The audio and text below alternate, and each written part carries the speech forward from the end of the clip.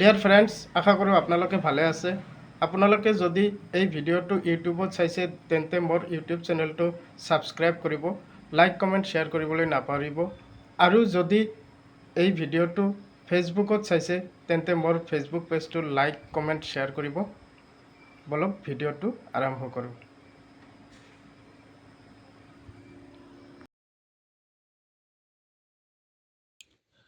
Dear friends, আপোনালোকে প্ৰথমতে যাব লাগিব আপোনাৰ মোবাইলৰ প্লে' ষ্টৰত গৈ আপুনি চাৰ্চ কৰিব ভোটাৰ হেল্পলাইন। চাৰ্চ কৰি আপুনি ভোটাৰ হেল্পলাইন এপটো ইনষ্টল কৰি ল'ব। আৰু আপোনাৰ যদি আগতে ইনষ্টল কৰা আছে তেনে আপুনি অ'পেন অপশ্যনত ক্লিক কৰিব।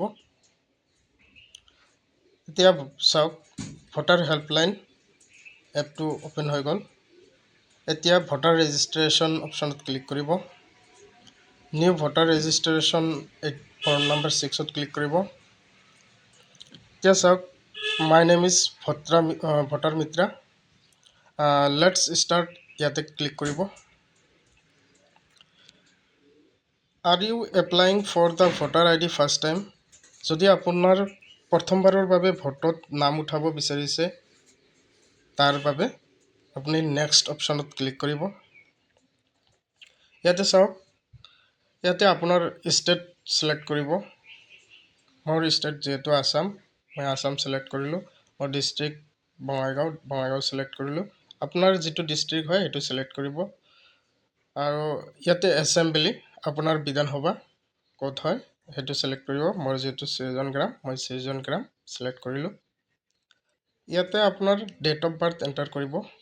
মই ডেট অফ বাৰ্থ এটা এণ্টাৰ কৰি আছোঁ।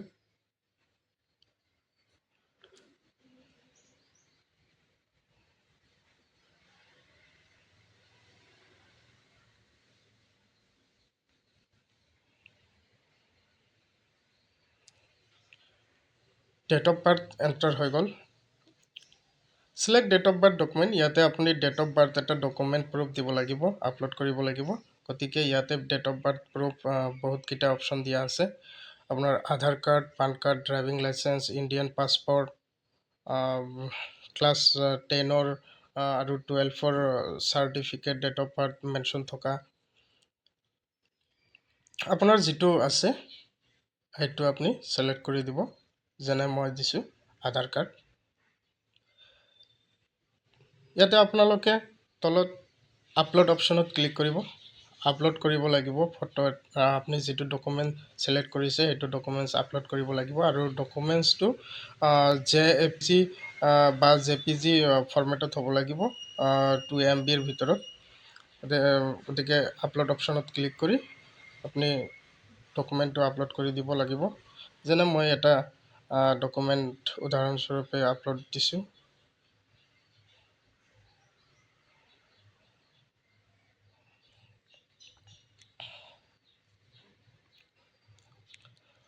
নেক্সট অপশ্যনত ক্লিক কৰিব। ইয়াৰ পিছত চাওক, আপোনাৰ ফটো বিচাৰি আছে, পাছপোৰ্ট চাইজ এটা কালাৰ ফটো আপুনি দিব। ইয়াতে JPG বা JPG ফাইল চেম ফাইল ফৰ্মেটত দিব লাগিব, 200 KBৰ ভিতৰত। ইয়াতে আপলোড অপশ্যনত ক্লিক কৰিব। আপোনাৰ পাছপোৰ্ট চাইজ ফটোটো ইয়াৰ পৰা ল'ব। আপোনাৰ য'ত মোবাইলৰ য'ত আছে তাৰ পৰা আপুনি চাৰ্চ কৰি ল'ব। এক্সাম্পল হিচাপে মই মোৰ ফটো এটা দিছোঁ। ইয়াৰ পিছত নেক্সট অপশ্যনত ক্লিক কৰিব। নেক্সট অপশ্যনত ক্লিক কৰাৰ পিছত এইটো ইণ্টাৰফেচ আহিব। ইয়াতে আপুনি চাওক, ইয়াতে জেণ্ডাৰটো ছিলেক্ট কৰিব। মই যিহেতু মেল ছিলেক্ট কৰিলোঁ। ইয়াতে নাম ছিলেক্ট কৰিব। ইয়াতে ফুল নাম ছিলেক্ট কৰিব। ফুল নেম ছিলেক্ট কৰাৰ পিছত আপুনি স্ক্ৰল ডাউন কৰিব। নেম ইন ৰিজিয়নেল, ইয়াতে আপোনাৰ ক্লিক কৰাৰ লগে লগে অসমীয়াত আহি যাব। ইয়াতে আপোনাৰ লাষ্ট নেম যদি কোনো আছে তেন্তে লাষ্ট নেম দিব, আৰু যদি নাই কথা নাই। ইয়াতে আধাৰ নাম্বাৰ টো এণ্টাৰ কৰিব লাগিব।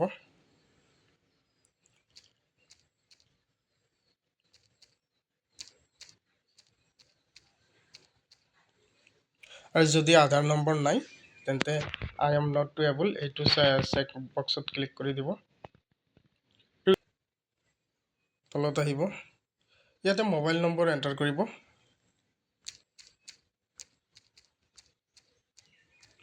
আপোনাৰ মোবাইল নম্বৰ এণ্টাৰ কৰিব। যদি আপোনাৰ নাই বা আপোনাৰ দেউতা বা আপোনাৰ যিকোনো এজন গাৰ্জিয়ানৰ নম্বৰ ইয়াতে এণ্টাৰ কৰিব লাগিব। ইয়াতে ইমেইল আইডি এণ্টাৰ কৰিব দিছে। আপোনাৰ যদি ইমেইল আইডি আছে তেন্তে ইমেইল আইডি এণ্টাৰ কৰি দিব, বা আপোনাৰ যদি কোনো ৰিলেটিভৰ ইমেইল আইডি আছে আপুনি ৰিলেটিভৰ ইমেইল আইডিটো এণ্টাৰ কৰি দিব পাৰিব। ইয়াতে চাওক, ডিজেবিলিটিৰ কথা কৈছে। যদি আপোনাৰ কোনো ধৰণৰ ডিজেবিলিটি থাকে তেন্তে যি ধৰণৰ ডিজেবিলিটি তাত চেক বক্সত ক্লিক কৰি দিব। তাৰপিছত নেক্সট অপশ্যনত ক্লিক কৰিব। ইয়াতে চাওক, relation type father, mother, wife. আপোনাৰ যদি ফাদাৰ হয় ৰেডিঅ' বটনত ক্লিক কৰিব, আৰু যদি মাদাৰ হয় মাদাৰৰ ৰেডিঅ' বটনত ক্লিক কৰিব, আৰু ইয়াতে নেমটো দিব, গাৰ্জিয়ান নেম।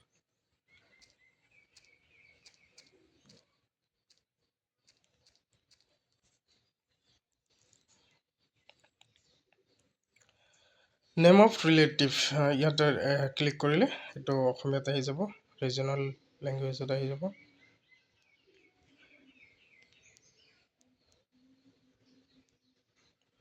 আৰু যদি লাষ্ট নেম আছে গাৰ্জিয়ানৰ তেন্তে ইয়াতে গাৰ্জিয়ানৰ লাষ্ট নেম দিব, আৰু যদি নাই দিব নালাগে। নেক্সট অপশ্যনত ক্লিক কৰিব। ইয়াতে চেণ্ট অৰ্ডিনাৰী ৰেচিডেঞ্চ ফুল এড্ৰেছ, ইয়াতে আপোনাৰ এড্ৰেছ দিব লাগিব, ফুল এড্ৰেছ। হাউচ নম্বৰ দিব ইয়াতে।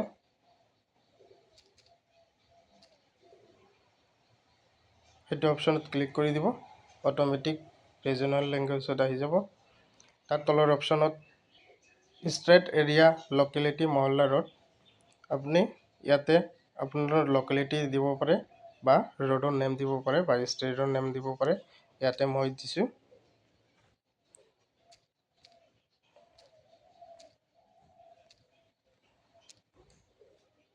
তলত আহিব, ইয়াতে চাওক কি কৈছে, ভিলেজ। ইয়াতে আপোনাৰ ভিলেজ নেমটো দিব।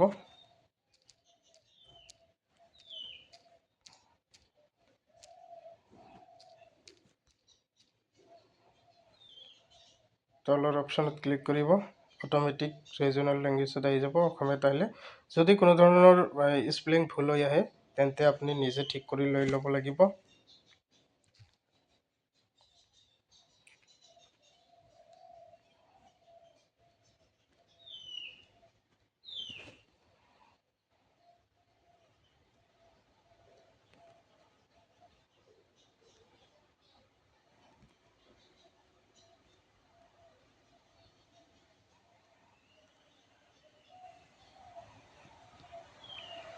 স্ক্ৰল ডাউন কৰিব, পোষ্ট অফিচ, ইয়াতে আপুনি পোষ্ট অফিচৰ নামটো দিব।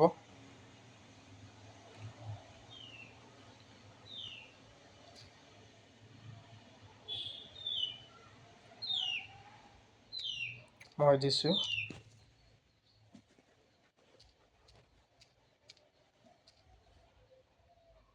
তলত ক্লিক কৰিব, অট'মেটিক আহি গ'ল। ইয়াতে পিনক'ড নম্বৰ দিব।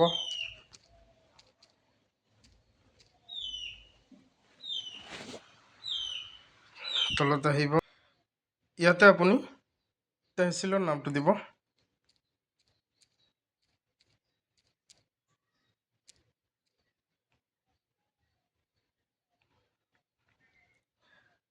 ইয়াতে ক্লিক কৰিব, নিজে নিজে আহি যাব, আৰু স্পেলিং যদি ভুল থাকে নিজে ঠিক কৰি ল'ব।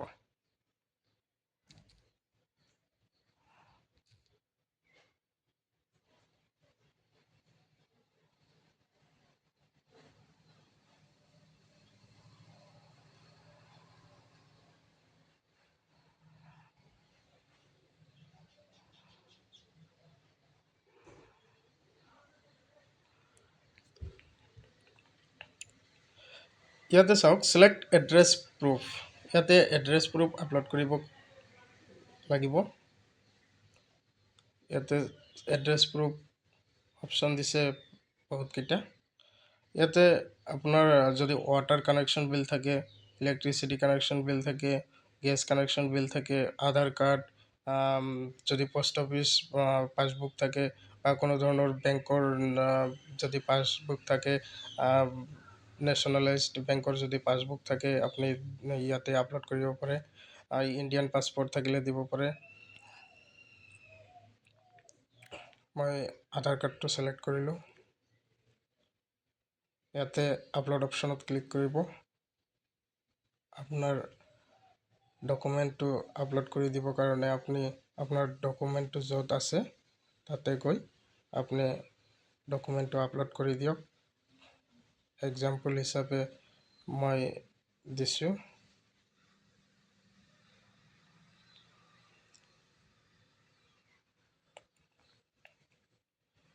এতিয়া তলত স্ক্ৰল ডাউন কৰক। ইয়াতে চাওক ৰিলেশ্যন টাইপ। ইয়াতে আপোনাৰ গাৰ্জিয়ানৰ নাম দিব লাগিব। গতিকে ইয়াতে আপোনাৰ গাৰ্জিয়ান ছিলেক্ট কৰিব। ৰেডিঅ' বটমত ক্লিক কৰি দিব। ফাদাৰ হ'লে ফাদাৰ, মাদাৰ হ'লে মাদাৰ। মই ফাদাৰ ছিলেক্ট কৰিলোঁ। ইয়াতে আপোনাৰ ফেমিলি মেম্বাৰ মানে তেওঁৰ ফটোত নাম থকা হ'ব লাগিব।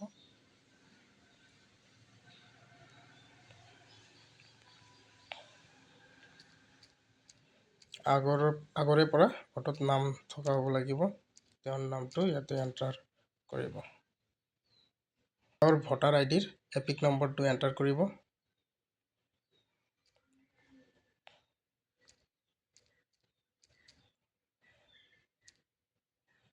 যেনে মই এটা দিছোঁ। তাৰপিছত নেক্সট অপশ্যনত ক্লিক কৰিব। ইয়াতে চাওক এইটো এটা ডিক্লাৰেশ্যন ফৰ্ম হয়। এইটো ডিক্লাৰেশ্যন ফৰ্মটো ফিল আপ কৰিব লাগিব। ইয়াতে আছাম অলৰেডি ছিলেক্ট কৰাই আছে। ডিষ্ট্ৰিক্ট ছিলেক্ট কৰিব, বঙাইগাঁও। ইয়াতে ভিলেজ নেমটো দিব।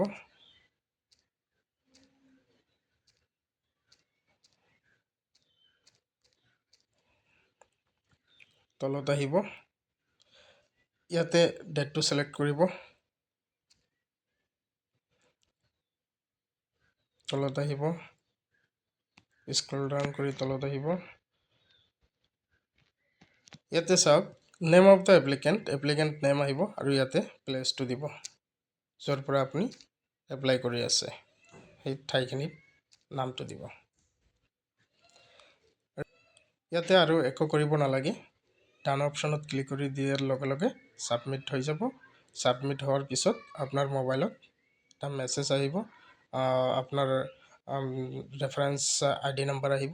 এইটো দি আপুনি চেক কৰিব লাগিব ষ্টেটাছ ক'ত কি হৈ আছে।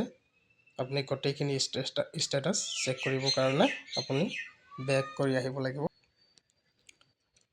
আপুনি বেক হৈ আহি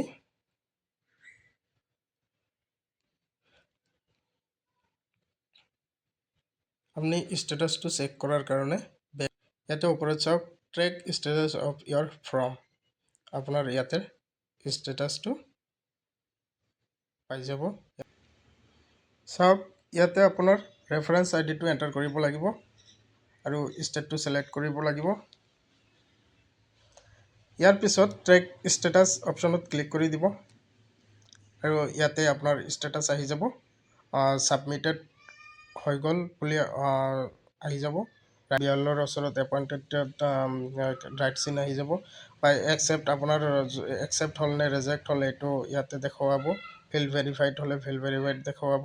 তাৰপিছত আপোনাৰ নামটো 100% যদি একচেপ্টেড হয় আপোনাৰ নামটো 100% ভোটাৰ লিষ্টত আহি যাব।